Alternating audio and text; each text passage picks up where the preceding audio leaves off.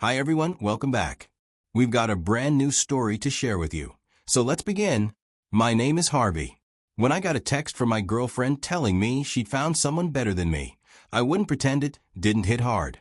My world cracked open in a single moment. But what I did in the next 48 hours shocked her so much that her lawyer reached out to me. She never expected how low I was willing to go. And honestly, I didn't care about looking petty. She made it clear she already upgraded. So I had nothing left to protect. Taylor and I had been together for 2 years when she sent that text. There was no conversation or explanation before that. Just a message saying she'd found someone better and that she no longer wanted anything to do with me. I had spent those 2 years with her, believing we were building something real. 2 years supporting her career plans, helping her financially when she needed it, being the stable part of her life she claimed she appreciated. And apparently, all of that meant so little to her that she could throw it away with one careless text the moment she thought a better option showed up. We met when I was 27 and she was 26, both of us living in Atlanta and trying to build our futures. I worked at a financial services company, a steady corporate job with good pay and solid benefits. Taylor worked in retail management, but she often talked about starting her own business. We met at a mutual friend's game night and connected quickly. We talked about work, ambition, and long-term goals. Within a few weeks, we were dating. The relationship grew naturally as we spent more time together and felt closer emotionally. Taylor was ambitious. She spoke nonstop about her business ideas, the boutique she wanted to open, the brand she wanted to sell, the type of store she imagined running. She didn't want to work for someone else forever. She wanted something of her own. I respected that. Her drive and confidence were part of what attracted me. I liked that she had direction and big plans. I wanted to support her, and I saw us as two people who could build something together, even if the business would mainly be hers. At first, the relationship was solid. We saw each other several times a week, texted throughout the day, and talked on the phone at night. Everything felt normal and healthy for two people building a genuine connection. It didn't take long for Taylor's financial problems to surface. Her credit score was terrible due to mistakes she made in her early 20s. She had defaulted on a credit card and had an unpaid student loan hanging over her. Her credit was so damaged that she couldn't qualify for financing or get a credit card on her own. This caused real, everyday issues. She struggled with things most adults take for granted. She couldn't get approved for an apartment without a co-signer. She couldn't access credit to pursue her business ideas. She was basically shut out of the financial systems most people rely on to function. As our relationship grew and I wanted to support her, I added her as a supplementary cardholder on my credit card. It gave her access to credit for regular expenses and emergencies. It allowed her to live without the constant anxiety that came from being blocked at every turn by her poor credit history. I understood that this was a serious commitment.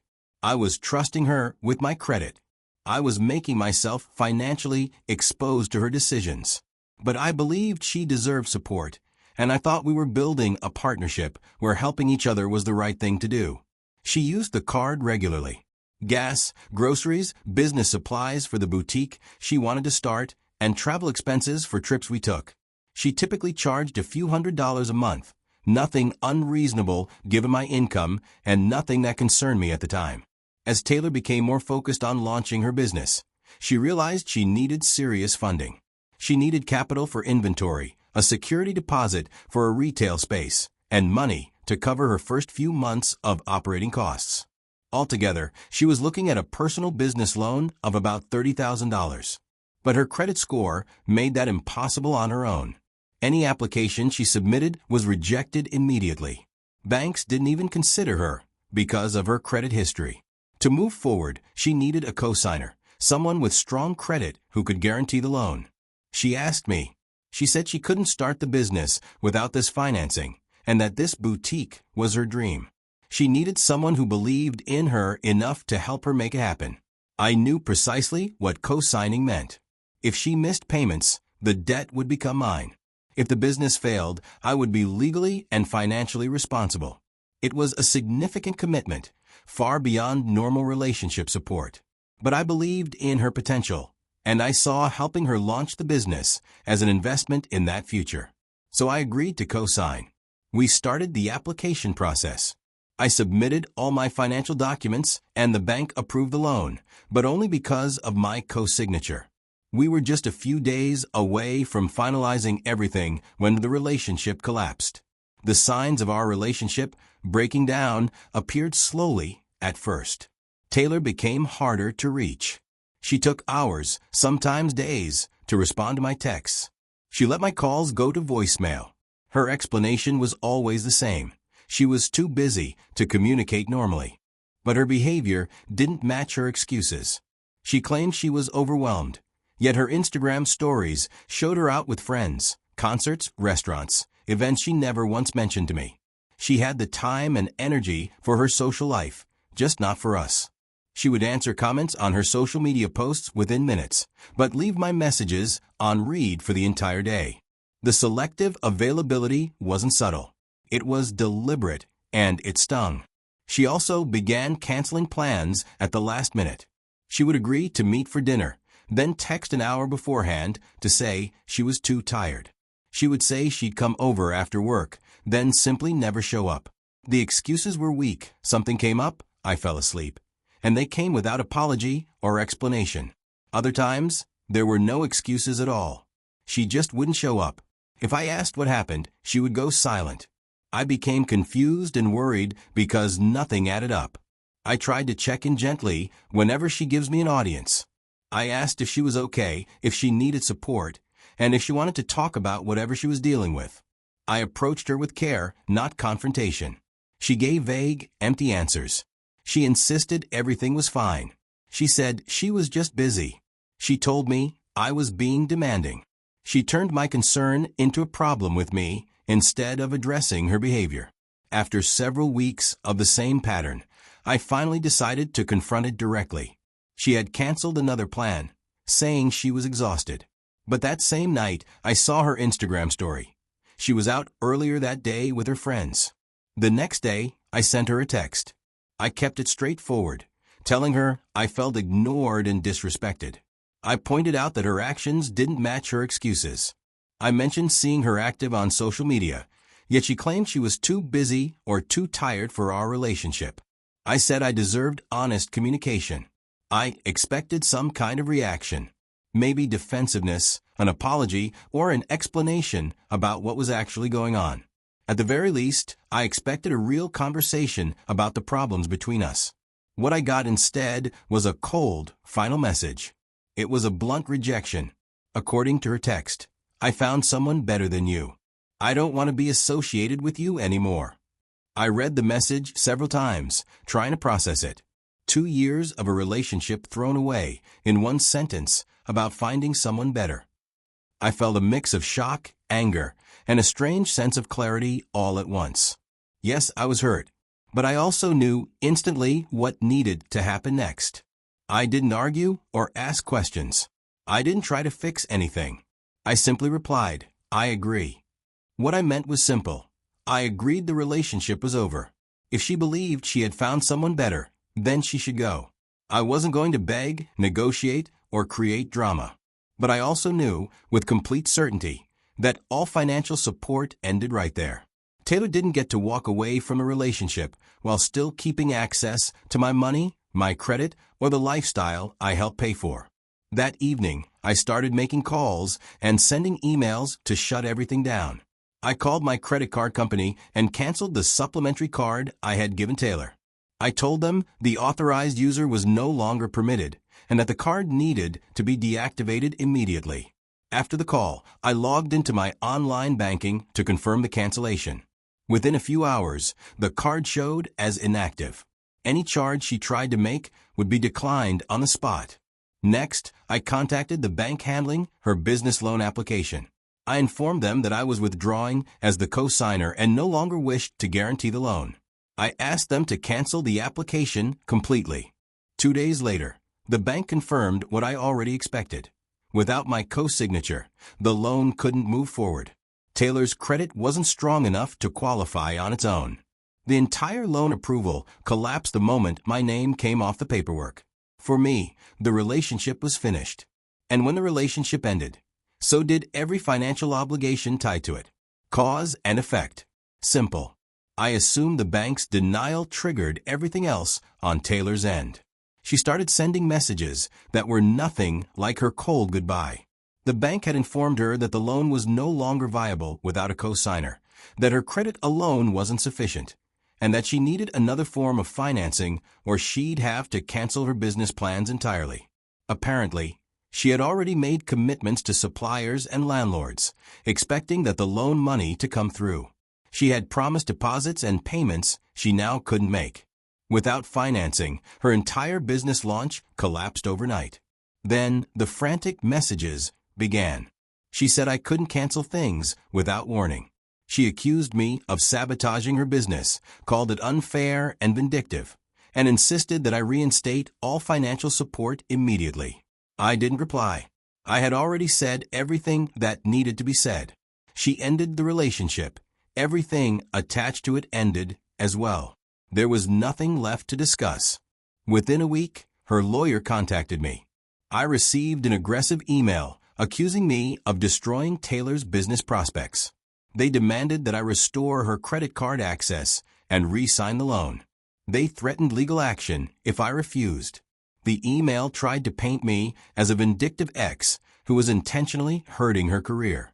They tried to build a story where I somehow owed her continued financial support, even after she ended the relationship. I didn't answer her lawyer myself. I forwarded every message to my attorney so there would be no mistakes and no loopholes they could use against me.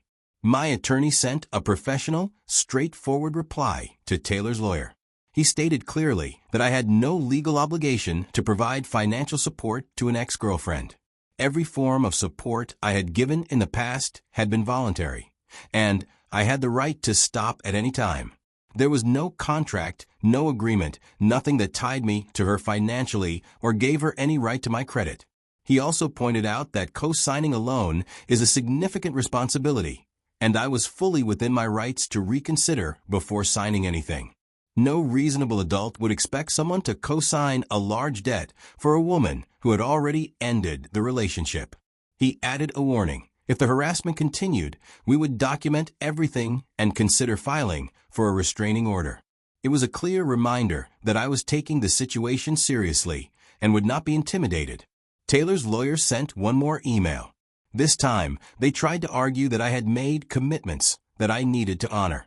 They claimed she had made business decisions based on the expectation of my financial backing, and that pulling away had caused damages I should be responsible for. My attorney shut that down immediately. He explained that any decisions Taylor made on the assumption that her boyfriend would indefinitely support her were her own risk. Relationships end. Adults are responsible for their own finances. If she wanted guaranteed funding, she should have gotten proper business contracts, not relied on a dating relationship as her financial plan. Apparently, they consulted with other lawyers after that, because the tone shifted. I received a notice saying Taylor was considering taking me to court, clearly an attempt to scare me into resuming support rather than an actual belief they had a case. My attorney wasn't worried. He told me plainly that they had no legal foundation. Without marriage or a signed contract, I had zero obligation to her. Any judge would dismiss it immediately. They did file a petition, but my attorney handled every step. He went to the preliminary hearing, and the judge dismissed the case right away. The judge even told Taylor's lawyer they were wasting court time and that disappointment from a breakup was not a legal basis for financial claims. I never had to appear. I never had to speak. My attorney dealt with everything. It cost me a few thousand in legal fees, but it protected me completely. Taylor tried to reach me through mutual friends. She sent messages saying she was desperate, that her plans had collapsed, that she needed help. She insisted I couldn't possibly want to watch her fail after everything we had been through. I told my friends not to pass along anything from her. I made it clear I had no interest in any communication. The relationship ended because of her choices, and I had already moved on completely. From what I heard, her finances declined fast. She lost the retail space she had planned to lease because she couldn't pay the deposit. She lost supplier deals because she couldn't afford the initial inventory. Her entire business launch collapsed without the funding she had counted on from me. I also heard that the someone better she left me for didn't work out. The relationship ended within months. She had jumped to a new man, thinking he was an upgrade, only to discover he wasn't. Once he learned about her personal baggage and financial expectations, he decided it wasn't what he had signed up for. The irony was clean and almost poetic. Taylor had tossed me aside as if her new option would give her everything I already provided, plus whatever extra qualities she thought she wanted. But within months, she realized her supposed upgrade was actually a downgrade in every way that mattered to her stability and her plans. The new man had financial stability, yes, but not the willingness to support her business dreams the way I had. She traded a partner who was genuinely invested in her success for someone who only cared about the surface-level relationship, not the long-term commitment or support. By the time she understood her mistake and tried reaching me through every possible channel, I was long gone, emotionally and practically. I had processed the betrayal, protected myself legally and financially, and closed that chapter completely. Some mutual friends tried to speak on her behalf. They said she had made a mistake and deserved a second chance. They argued that her business dreams were essential and that I could help her if I decided to be generous. They hinted that I was holding a grudge and stopping her from moving forward with her life. But they completely missed the point. This wasn't about revenge, bitterness, or punishing her. It was about understanding what her actions revealed. Anyone who could discard me so easily, while I was still supporting her and helping her pursue her ambitions, was showing me exactly how she viewed me and the relationship. She saw me as a financial tool, not as a partner. The moment she believed she had found someone better to fund her dreams, she dropped me without hesitation, without gratitude, without a second thought. That wasn't a minor mistake. It wasn't bad judgment. It was a clear look at her real priorities and values. Going back to support her after seeing that truth would have meant accepting that role permanently. It would have sent her the message that she could treat me as disposable, and I would still come running whenever she needed money. It would have taught her that relationships could be purely transactional and that I would tolerate being used. There are several lessons I took from this experience, lessons anyone in a relationship should understand. I learned that financial support ends when the relationship ends. Continuing to give an ex access to credit or co-signing loans is unreasonable. The idea that I should keep supporting her after the breakup was absurd. Protecting myself financially wasn't harsh. It was the obvious, responsible choice. I learned that some people treat relationships like transactions.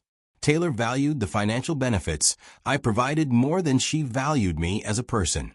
The moment she believed she'd found someone better, she threw me aside without hesitation. She only realized the worth of what she'd lost when the benefits disappeared. I learned that threats of legal action are often just attempts to scare you. Taylor's lawyer's attempt to paint my financial boundaries as harmful was laughable. Standing firm and having proper legal advice shielded me completely from their empty accusations. I learned that harsh breakups bring clarity. Her cold, dismissive text message removed all doubt.